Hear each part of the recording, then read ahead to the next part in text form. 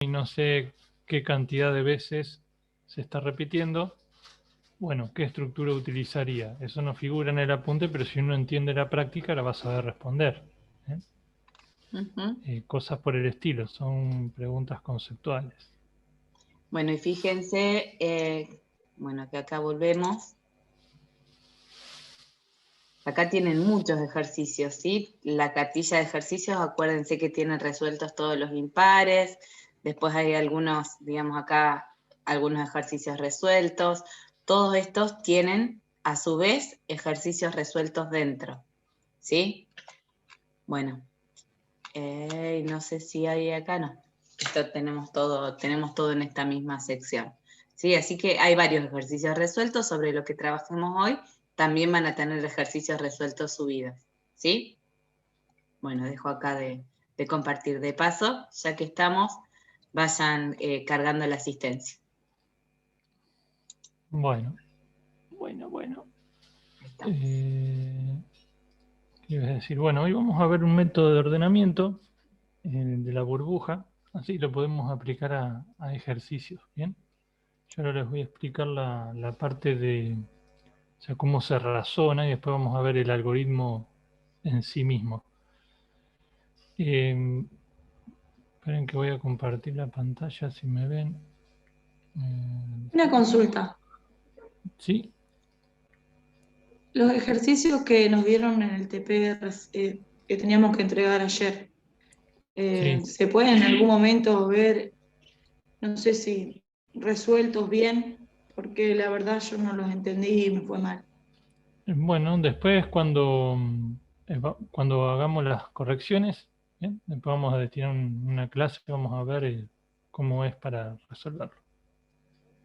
Listo, gracias. Bien, bueno, nada. Hoy no lo vemos así, vamos adelantando con la otra parte, que son los temas que nos faltan. ¿Dónde estaba yo? Ah, ya compartí. Bueno, entonces vamos a suponer que yo tengo un vector. En este caso van a tener estas posiciones. Vamos a dividirlo así. El vector vamos a suponer que se llama vec. Se podría llamar de cualquier manera. Tengo posición 1, la 2, me voy para allá, la 3, la 4 y la 5. ¿Bien? Y acá adentro tengo el vector cargado con valores. Los valores yo les voy a dar algunos de ejemplo, como para que tengamos para practicar. Vamos a ponerle el 10, el 89 y el 30, no, 43. Entonces, hay situaciones en las que ustedes van a tener que ordenar los vectores. ¿Bien? Eso va a depender del ejercicio y de la necesidad que tengan. Por ahí el ejercicio no les dice que los necesita ordenados, pero ustedes deducen que sí es necesario y van a tener que aplicar el algoritmo. Entonces, ¿de dónde nace el algoritmo de la burbuja? Es porque, digamos, la idea de una burbuja en el agua es que sube. ¿Bien?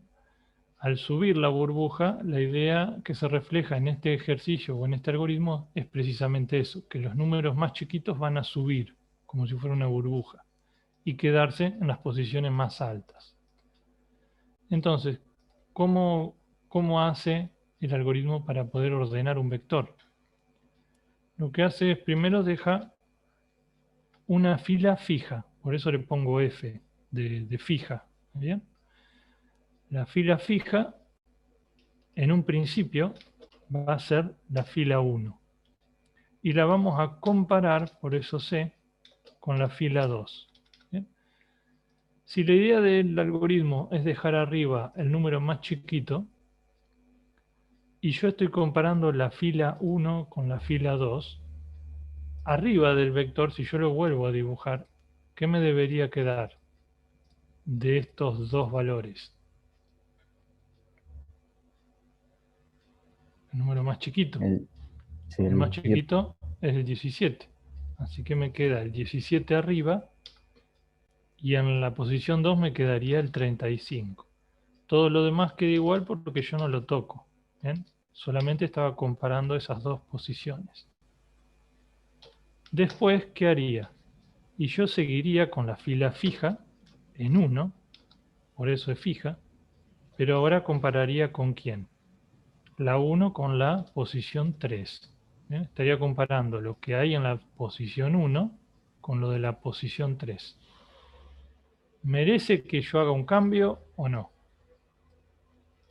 Si la Sí, hay que idea es cambiarlo. dejar... Claro, hay que cambiarlo porque arriba tengo que dejar el número más chiquito. Así que el 10 pasaría arriba y a la posición 3, ¿qué bajaría? El 17. Todo lo demás quedaría igual.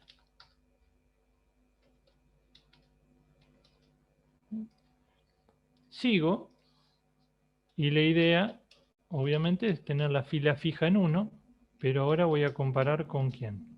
Con lo que hay en la fila fija, en la fila 4. Entonces, si yo hago esa comparación o ese análisis, ¿a qué conclusión llego? ¿Hay que cambiar o no hay que cambiar?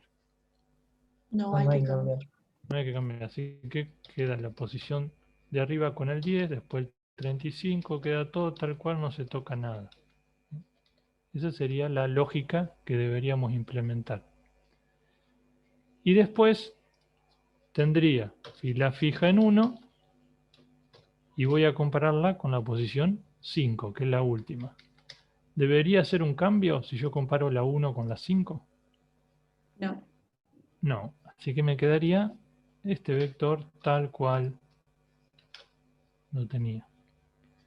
¿Y ahora qué hago? Ya la fila fija 1 fue comparada con todas. Llegué a compararla con la 5. ¿Bien? Ya no tiene más sentido porque no tengo más para comparar. ¿Qué hace el algoritmo? Y bueno, vuelve a repetir todo este análisis, pero dejando fijo la fila 2. ¿Bien? Entonces, si yo tengo este vector que está acá, porque así quedó después de haber hecho todas las comparaciones, y voy a comparar, ¿bien? La fila fija 2 la voy a comparar con quién, con la 3. ¿Bien? Voy a estar comparando esta con esta. Ya sé que el más chiquito de todos quedó arriba, así que eso es inamovible, eso queda ahí. ¿Bien? O sea, el 10 me quedaría en ese lugar. Vamos a poner así y así. Estoy comparando la fila 2 con la 3. La 2 con la 3. ¿Merece el cambio o no? Sí, me quedaría el 17 ahí, el 35 acá. ¿Bien? El 89 ahí y el 43 acá. Porque no se toca lo demás.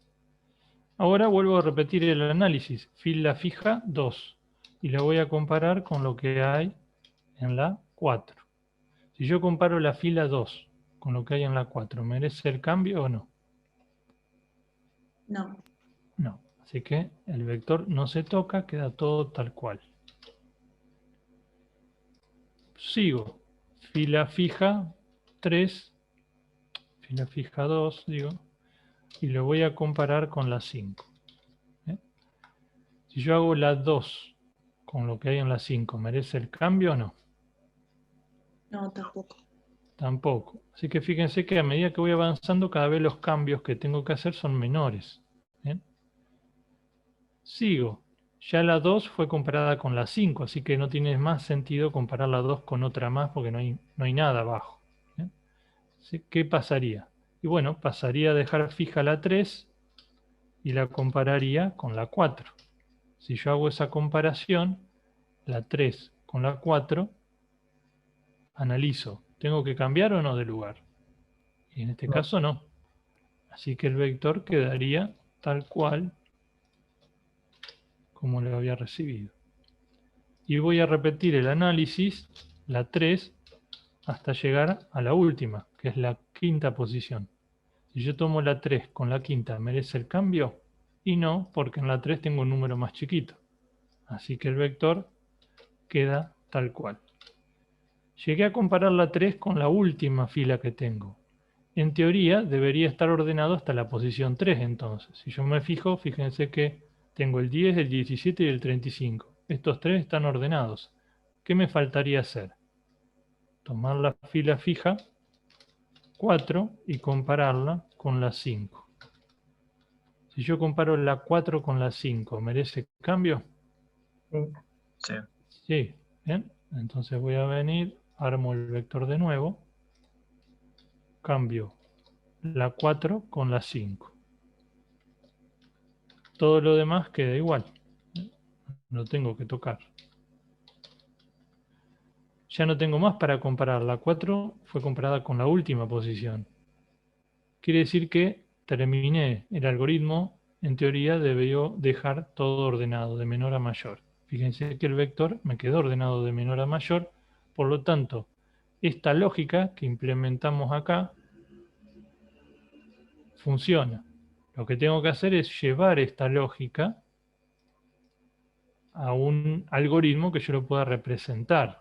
¿Eh? Entonces yo voy a abrir acá el Structurizer.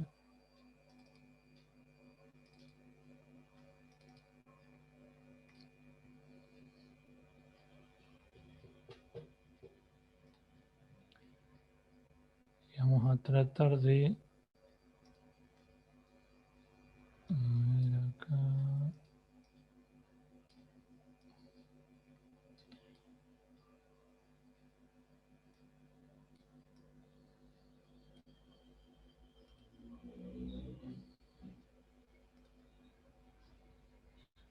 Bueno, vengo acá. ¿Bien? ¿Cómo hago yo para representar este algoritmo? Fíjense que yo tengo que f fue desde el valor 1 y si yo me sigo fijando, llegó hasta qué valor. Hasta el 4. ¿Bien? Yo tengo a f desde 1 hasta 4. ¿Qué estructura lleva un valor de un número a otro? De uno en uno. El par. Un par. Claro. Entonces yo puedo venir acá y decir con f desde 1 hasta 4. Esta estructura estaría repitiendo algo con f de 1 a 4. Fíjense que yo estoy repitiendo cosas con f de 1 a 4.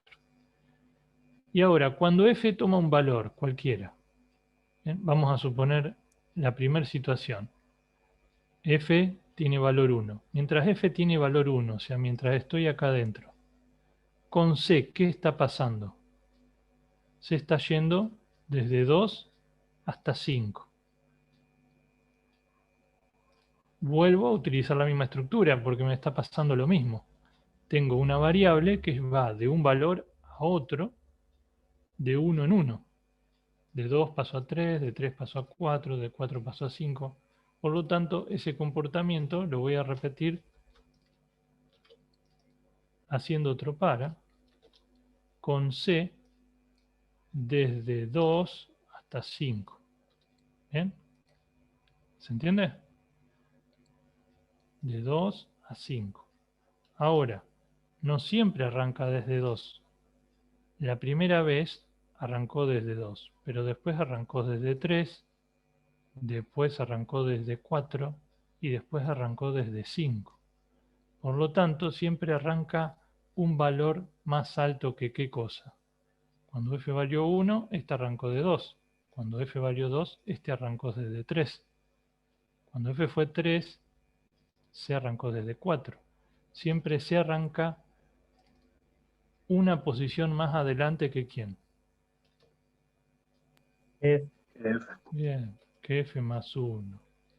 Yo, si pongo f más 1, estaría reproduciendo este comportamiento. ¿Por qué? Porque cuando f vale 1, sé desde dónde arrancaría. Desde 2. Está bien. Bien. Cuando doy la vuelta y f vale 2, ¿desde dónde arranca C? 2 más 1, 3. Fíjense, cuando f fue 2, se arrancó desde 3. Doy la vuelta, f vale 3. Ahora C tiene que arrancar desde 3 más 1, 4. Fíjense que cuando f fue 3, se arrancó desde 4. Entonces, estas dos estructuras combinadas estarían reproduciendo lo que pasa cuando f y c toman un valor. Ya sea que f y c hayan tomado cualquier valor. Tomo un ejemplo, por ejemplo acá. Vamos a suponer este. F vale 1 y C vale 3. ¿Qué hacía yo?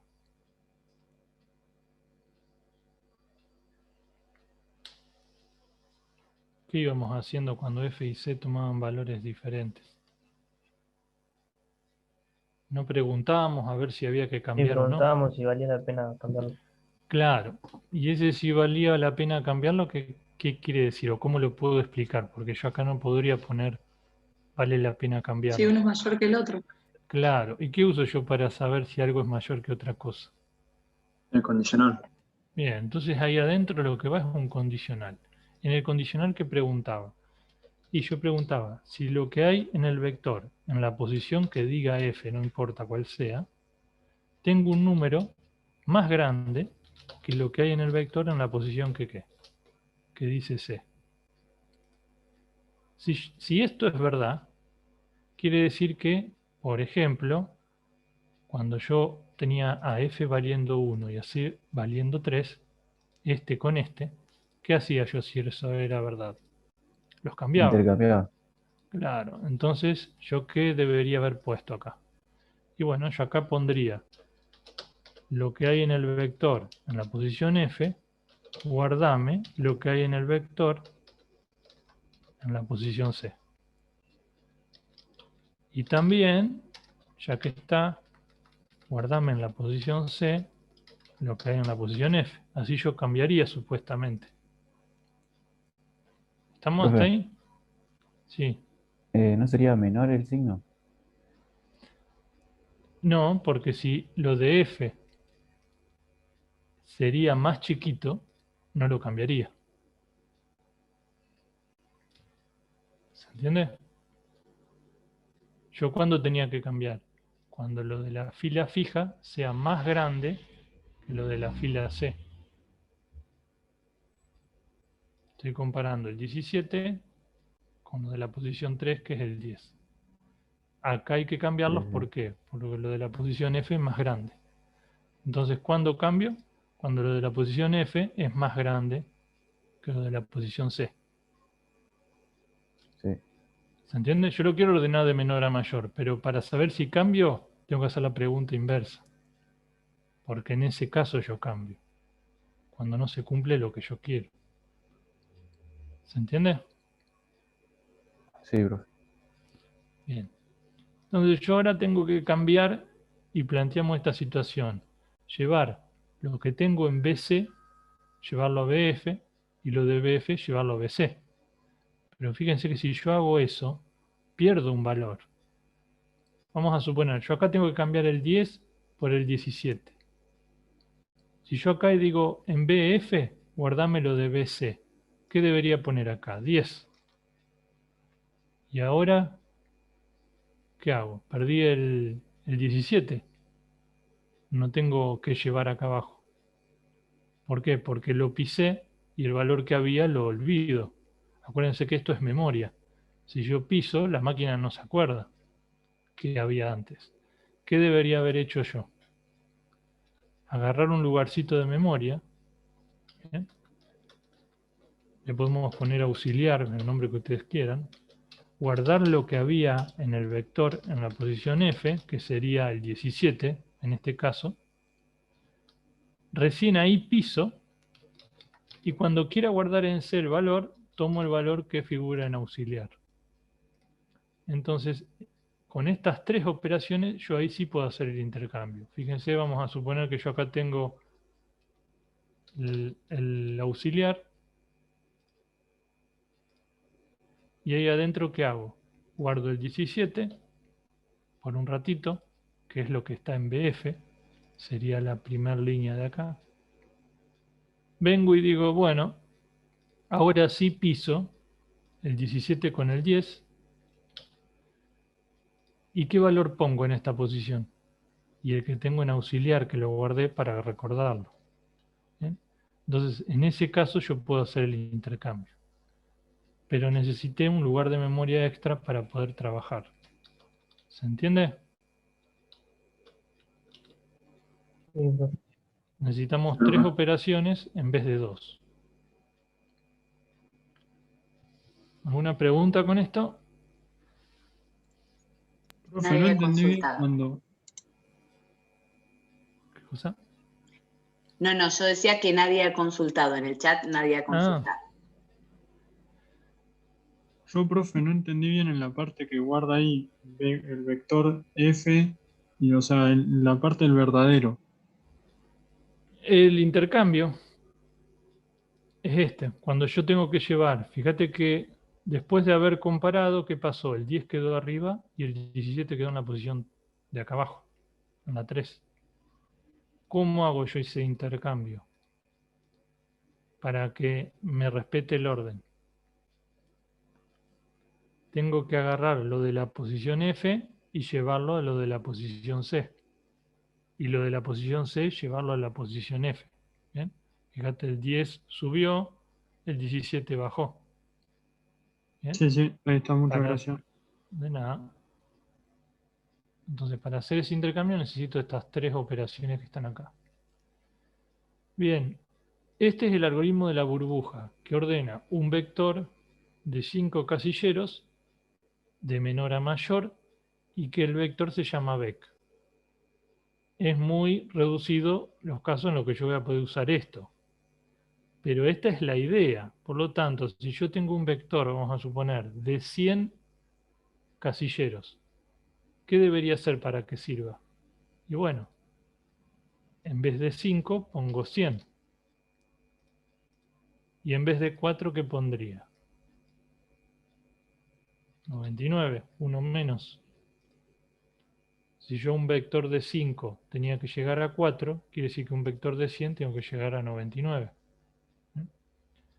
Y si mi vector no se llama vec, se llama m, bueno, no puedo poner vec, debería poner m, porque mi vector es m.